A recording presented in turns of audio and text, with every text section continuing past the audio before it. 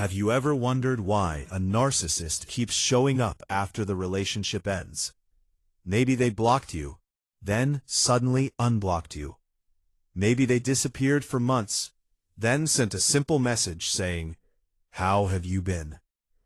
Maybe they never contacted you at all, yet somehow they always seemed to know what was happening in your life.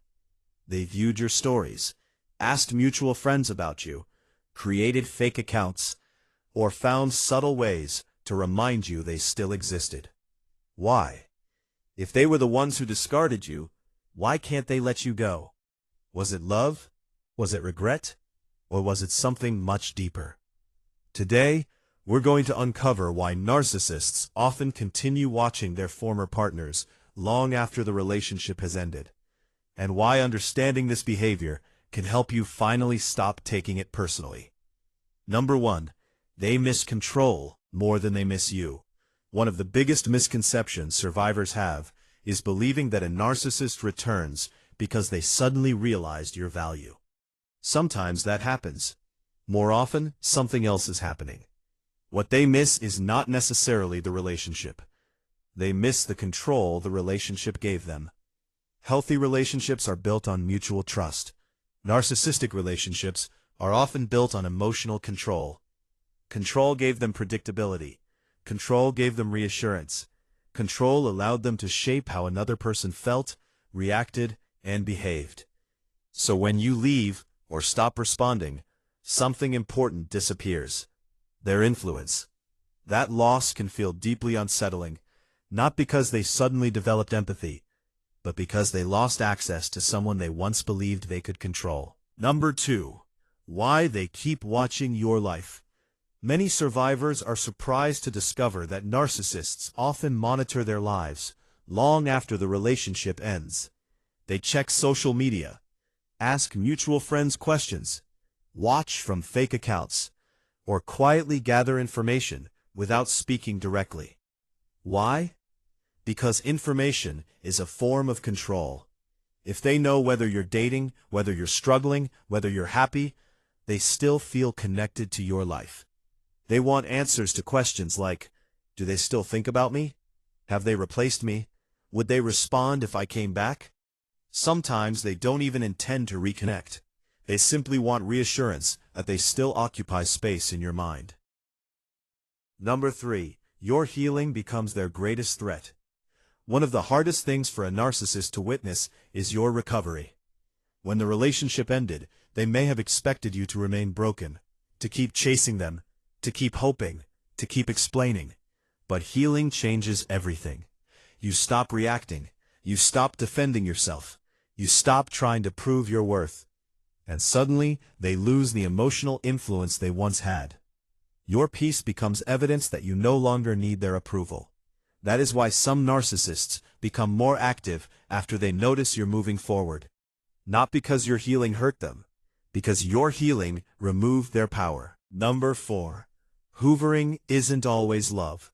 Psychologists often use the term hoovering to describe attempts to pull someone back into a relationship.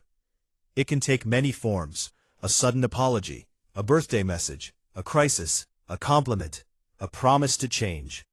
Even silence can become a strategy designed to make you reach out first. This leaves many survivors wondering, maybe they really have changed. Sometimes people genuinely do change, but lasting change is demonstrated through humility, accountability, and consistent behavior over time, not through emotional words alone. That is why it's important to ask a different question. Not, what are they saying? But, what are they consistently doing? Because genuine transformation is measured by fruit, not promises. Number 5. The most powerful response is moving forward. Many people dream of making the narcissist regret losing them. But the greatest victory isn't making them jealous. It isn't winning an argument. It isn't proving them wrong. The greatest victory is becoming emotionally free. Freedom begins when your happiness no longer depends on whether they contact you, whether they apologize, whether they finally understand the damage they caused. Because waiting for those things keeps your emotional life connected to theirs. Real healing breaks that connection. In Isaiah chapter 43 verse 18, God says, Forget the former things, do not dwell on the past. That doesn't mean pretending the relationship never happened. It means refusing to let yesterday continue controlling today. God calls his children forward, not backward, toward healing, toward peace, toward freedom. So, why do narcissists secretly watch you after you leave? Because control is difficult to surrender.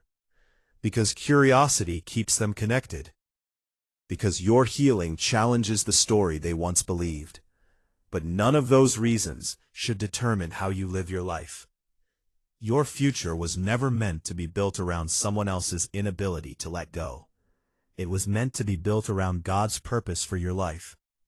Every day, you choose peace over chaos, truth over confusion, and healing over bitterness. You take another step away from manipulation.